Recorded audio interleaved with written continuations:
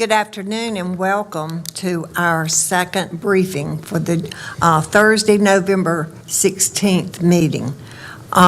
We do not have any discussion items today, so it will probably be a very short meeting. I will turn it over to our manager. Right. Thank you. All right, thank you, Madam Vice Chair. Appreciate that. And good afternoon, board members and staff and guests. We do have a pretty straightforward, fairly brief agenda, so we'll take as long as it takes to get through it. I think there's some important items on the agenda, but it has been a fairly brief. It is fairly relatively short. I did want to mention, just schedule-wise, the November's always has the uniqueness of having the Thanksgiving holiday in there. And so, we'll be in session to do our formal meeting next Thursday with a first briefing. Then there will, on the, I believe it's, the week of the 23rd, obviously we will not be here. And so we'll be back on the 30th for our December 7th meeting. So we're quickly approaching just a couple of formal meetings to close out the year. So, and we will have, because of that extra week, there may be some items that kind of jump in at us kind of at the last minute, but we're going to try to work to make sure we understand what all that is. And so, but anyway, just an interesting November. So without further ado, I'll go ahead and dive into the items for consideration for the November 16th meeting. We'll go over these in detail today. The first, we do have a public hearing item. It's a public hearing on a petition to close a portion of Plemons Road, and Matthew Hamby from Matt Forsyth will be here to talk about that.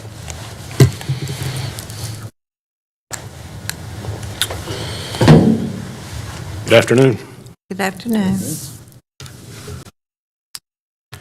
So the county was petitioned by the NCDOT to close a portion of Plemons Road. It's just the last segment, the last 225 feet of Plemons Road. This map here shows the red segment is the area that would be closed. You can see there's a right-of-way on both sides of that. When we were petitioned by the lake at LaSara Lodge, LLC was who had petitioned this closing. This survey shows that segment is highlighted in that red box. This is an overall map showing the entire LaSara Lodge development. And there's a box in the lower left side that shows the segment of property that they've acquired that they are wishing to close the right-of-way on. This is just a zoomed-in view. On the left is a view of the new lots that they're creating. So this property they acquired has a right-of-way on it, and that's why they're wishing to close it. I said, LaSara Lodge LLC was an organization that had petitioned the NCDOT to close this right-of-way, and it is only the last 225 feet of the right-of-way. This is the petition signed both by LaSara Lodge, or LaSara Land LLC, and Jeffrey Fern. This is the letter from the North Carolina Department of Transportation requesting this closure. I can try to answer any questions you may have on this. Are there questions? I don't think so. Thank you. Thank you, Matthew.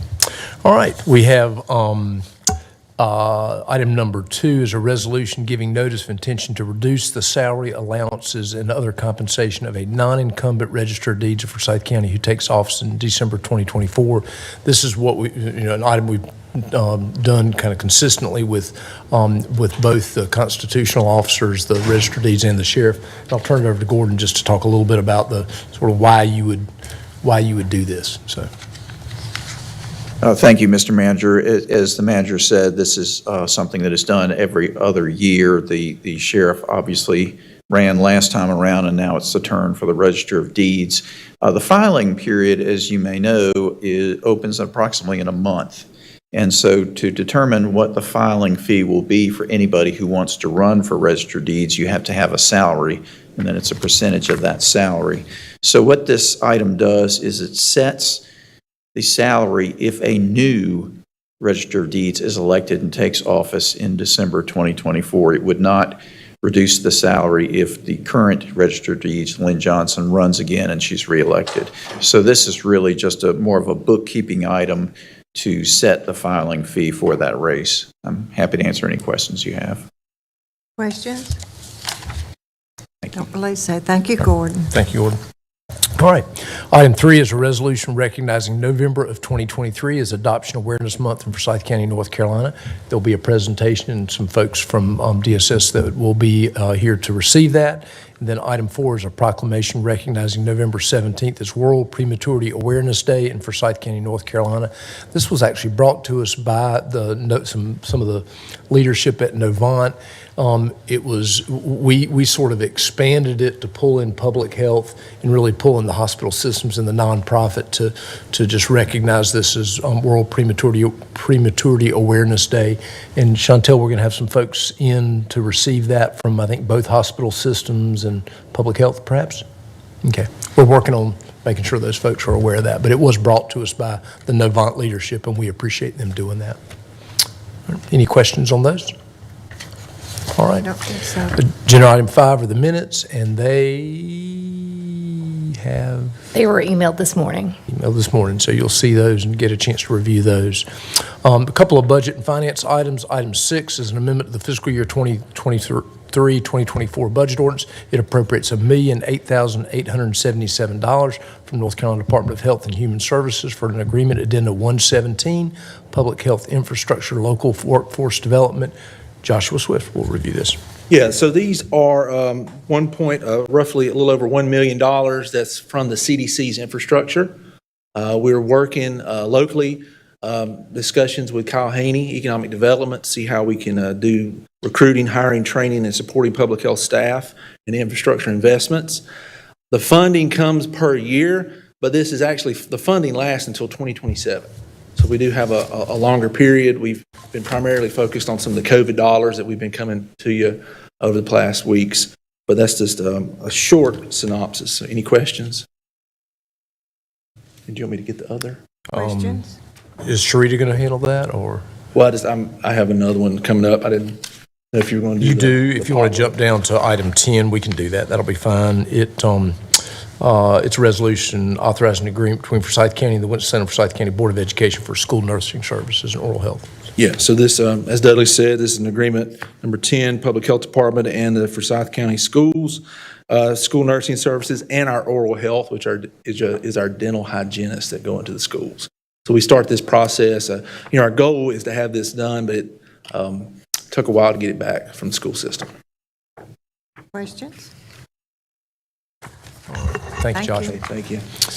All right. Agenda item 7 and 8 will be presented by Sharita Sutton, so she can come on up. Item 7 is an amendment to the fiscal year 2023-2024 budget ordinance that appropriates $9,015.12 to the Forsyth County Department of Public Health from a North Carolina Community Care Networks for retroactive Medicaid payment.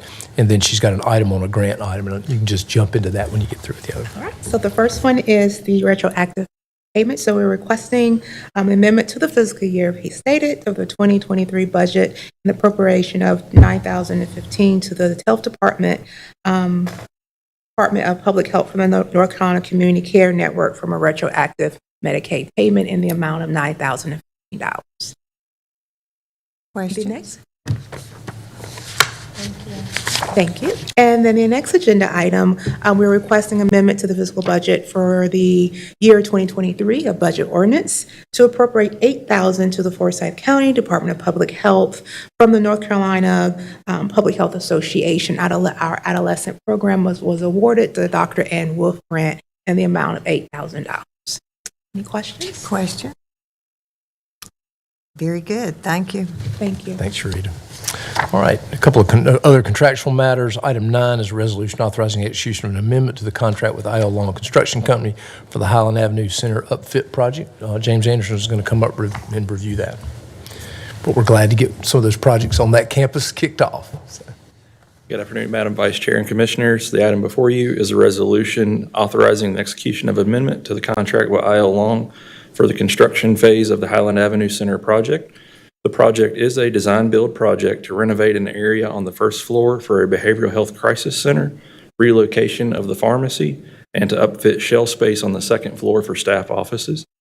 I.L. Long has completed the design phase of the project and competitively bid the trade packages out and submitted a guaranteed maximum price proposal of $3,750,872. This includes a 3% design builder fee, and Isle Long has committed to 10% MWBE participation on the project.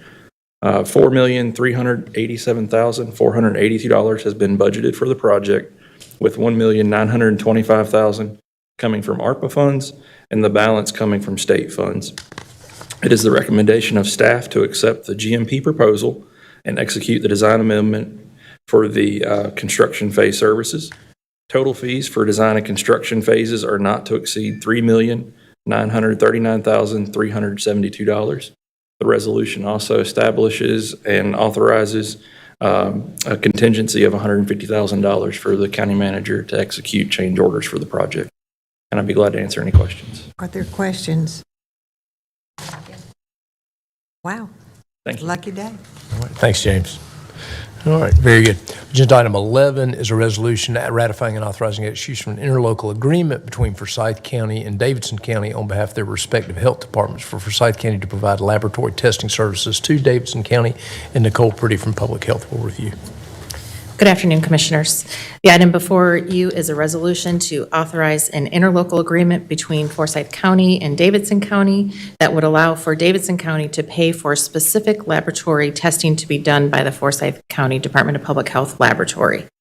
The amount to be paid to Forsyth County for this testing will not exceed $16,000 for the fiscal year. And just for your knowledge, our public health laboratory typically processes about 30 to 40 tests from Davidson County per month.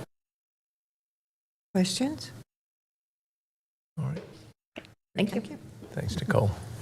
All right, agenda item 12 is a resolution ratifying and authorizing interlocal agreement with the city of Winston-Salem to provide funding to Forsyth County to assist in the county's effort to remediate and restore Brushy Fork Creek adjacent to Smith Reynolds Airport. Deputy Manager Damon Sanders Pratt will review. Madam Vice Chair and Commissioners, so this item before you is a resolution to authorize approval of an interlocal agreement with the City of Winston-Salem for a Brushy Fork Creek remediation project. The map that I have here is kind of small, but this is the neighborhood to the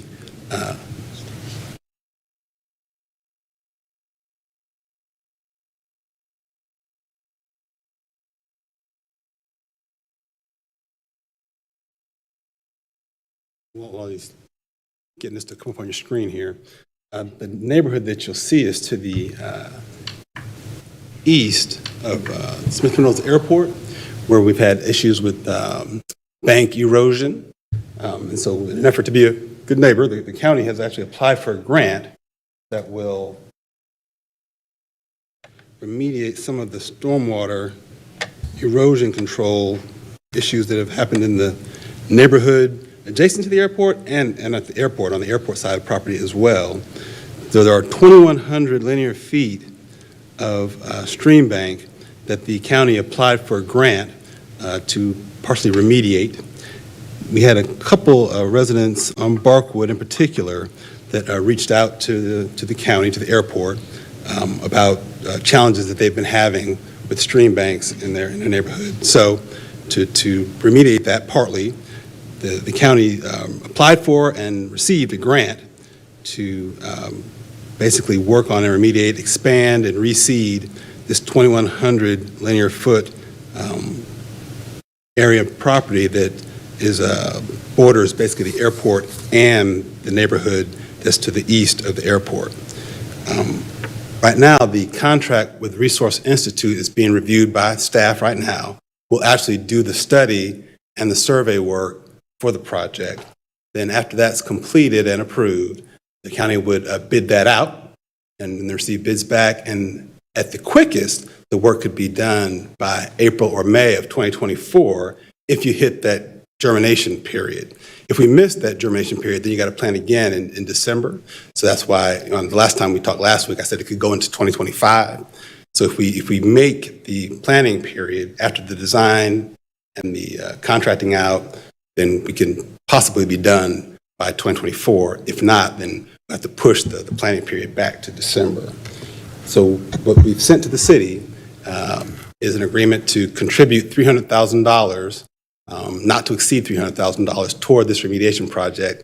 That would go to complement the $300,000 grant that we received from the Land and Water Fund. And then any difference beyond that, the county would pick up. We had a match requirement for the grant by itself of about $75,000, which if the city contribution and the grant contribution cover the cost and wouldn't spend any of that. So we would basically go up to probably $700,000 for the total project. But we'd have a better handle on that after it's bid out. I'll be glad to try and answer any questions. So Damon, also go in, I mean, the county's going to have a substantial amount of work on the creek, really through other construction stuff. Talk a little bit about that. So the airport also has some projects that it's working on. And as part of that, there'll be additional stream bank remediation work and an covered basin they'll put in to slow water down so it doesn't speed through the channel and erode it as quickly.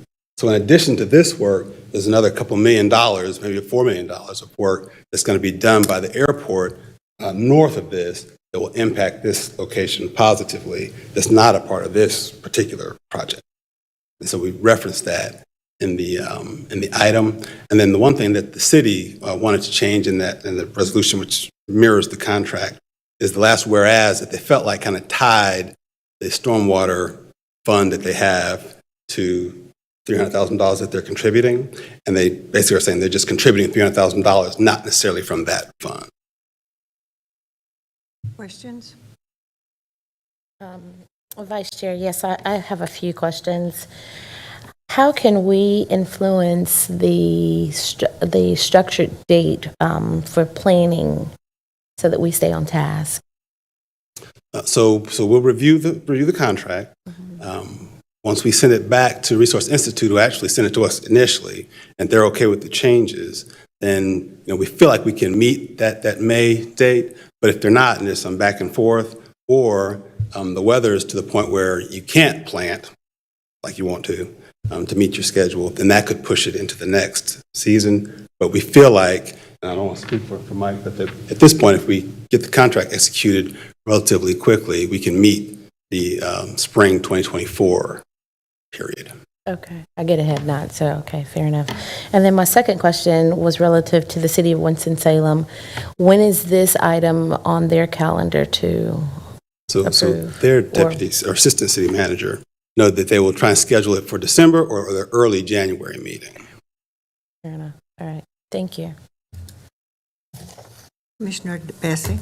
Thank you. The only other question I had is to do with the estimated total cost.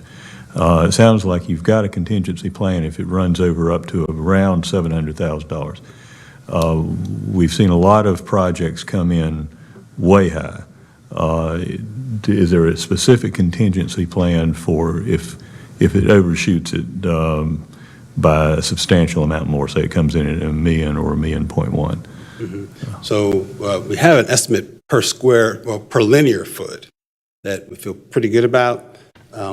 If we had to value engineer the project, it would either start on the north or the southern part to scale back the project. But you really don't want to do it in the middle because you can cause more problems that way. But we feel like with the estimates that we have, that we think we can do this whole 2,100 linear foot section with no more than $700,000. So, and the other thing I would add to that is that we're in the process of reconciling projects that we've completed to try to identify inflationary reserve dollars for other projects. And so we actually hope to get that on this agenda and be briefing it today. It just ran into some additional complexities around arbitrage and other things that we didn't feel comfortable with the numbers yet. We got some work to do. So the other avenue would be whatever we can kind of glean out of other projects that we know we've already picked up savings in. So that will be coming to you in this, that part of it will be coming to the next cycle with some recommendations to go ahead and fund projects that have been on the books. But there should be some dollars left. Okay, thank you. Commissioner Woodbury? Yes. Thank you, Vice Chair Wizenhunt. Has there been any communication with the Neighborhood Association about our plans? I know that Commissioner Bessie and I met with the neighborhood association, was it last month? Yes, early part of last month. And it seemed like they were not aware of these plans for sure. So I know that Mark Davidson at the airport has communicated with the adjacent property owners. I'm not sure if the whole neighborhood association, if he's had a community meeting yet, but he plans to. But he has been in communication with the adjacent neighbors. He also wanted to make sure that he got the grant, what city funding that he had, and then he's also seeking like all the easements for the properties so that we can have construction easements to work on them, so we can actually do the project. And that's gone positively so far, the adjacent property owners. But for a community meeting, I'm not aware that he's had that yet, but he does plan to hold community meetings.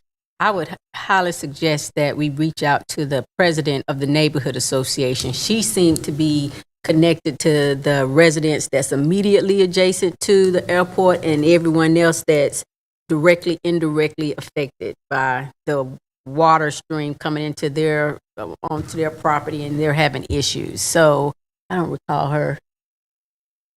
Maybe Commissioner Bessie and I can email you her information. Sure. Other questions? Thank you, Damon. All right. Agenda item 13 is a resolution authorizing the execution of a contract to provide real estate appraisal services. John Burgess, our tax administrator, will review this. And actually go ahead and handle item 14, which is the payment processing services. Good afternoon, Commissioners. Your approval of this item helps provide real estate appraisal services in the event of staff vacancies for the time period of December 1, 2023 through the end of December 2024. As you're aware, Forsyth County is required to conduct a countywide reappraisal effective January 1st, 2025. Over the past 12 months, we have had 4 senior appraisers take similar jobs in competing counties, with 3 going to Guilford and 1 to Mecklenburg. Additionally, in the past year and a half, we've lost 2 managers with real estate appraisal and leadership experience to similar jobs in competing counties, with 1 going to Mecklenburg and 1 to Guilford. Currently, we have 2 appraisal staff vacancies, and we continue to struggle to receive applications for those. 1 appraiser position we're currently converting into 2 part-time appraisal positions, to which we will fill with 2 recently retired staff employees. Based on our recent history, we need to prepare for the possibility of more vacancies. Our current reappraisal status is behind approximately 15% in terms of where we need to be for production. That equates to about 10,500 properties in 119 market areas. We only have about 10 months left in the reappraisal process that the staff is actually doing field work for. This contract allows us to fill vacant positions very quickly with mass appraisal trained individuals on short notice to help us meet production needs that are required for a timely and accurate reappraisal. The RFP was mailed out to 20 firms on October 10th. 3 responses were received by the deadline of October 27th. 1 response was not considered as they could not provide commercial appraisers, or they could not provide more than 2 residential appraisers. Vincent Valuations is our recommendation for award, having the lowest cost and the most qualified appraisers. The winning bid is for an hourly rate of $85 for residential work and $150 for commercial work. Their staff would use our computers and be responsible for their own transportation and fuel. The amount of the contract is for $100,000, with amendments eligible depending on need. The funds of this contract will be paid through lapsed salaries within taxes, quadrennial, and tax assessment OCAs. I'm happy to answer any questions you may have. John, you've never had to do this before, have you? No, ma'am. Are you familiar with this company? We are. A couple of years, probably about 4 years ago, we hired Vincent Valuation Services to help us do some maintenance work, like work permits and mapping changes, while our staff completed the reappraisal. And so we did not have any need for this until now. And now we're, the part that we're behind on in the reappraisal is actually equal to the number of vacancies. We've been running about 2 appraisers vacant, which is about 15% of our staff. So the appraisers we have are doing a good job and staying on track. but we're losing ground, and we anticipate losing more potentially. So we're just struggling to be able to have applicants. And then the other side of it is, as we're required to do this reappraisal, we're also running out of time, because when you hire somebody, a lot of times we're training them. That takes months to do, and we don't have exactly months to provide. So that's the basis for this. Yes. Are there other questions? Okay. I appreciate John's creativity in trying to deal with this set of problems, and so he's handling it from a part-time perspective. We're moving some positions around. I think this is a great strategy, and it takes some creativity to make sure we get to the finish line when the finish line's there to get to. So Yes, this is not tied to anything else, but there will be a future agenda item for oblique imagery that'll be coming through Map Forsyth. That is another piece of the solving the puzzle for helping us be efficient in conducting our reappraisal. So that's not a part of this, but it'll be coming soon to you, and so that's sort of the third leg of our answer. So. Thank you, John. you want to go ahead and jump into 14? Thank you. Your approval of this next item allows tax administration to continue to provide the option to property owners to pay their property taxes electronically. The current contract ends at the end of January of 2024. The term of the contract would be for a term of 3 years beginning February 1st, 2024. The RFP was mailed out to 58 potential vendors on October 10th. 12 responses were received by the deadline of October 27th. One response was not considered, as they did not sign the response.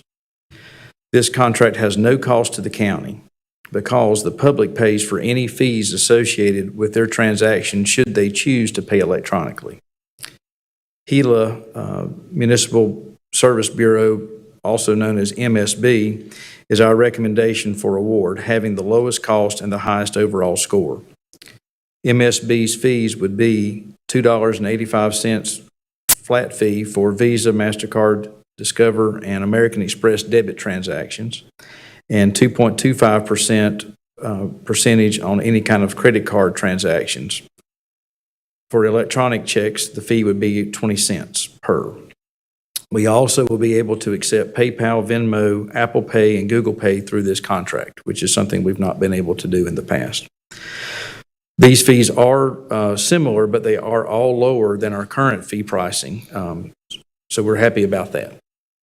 The county has the ability to add other county departments into this contract if the county desires to do so.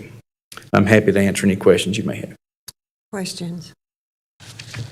Sounds like a great deal. Thank you. Right. So when would that contract be effective?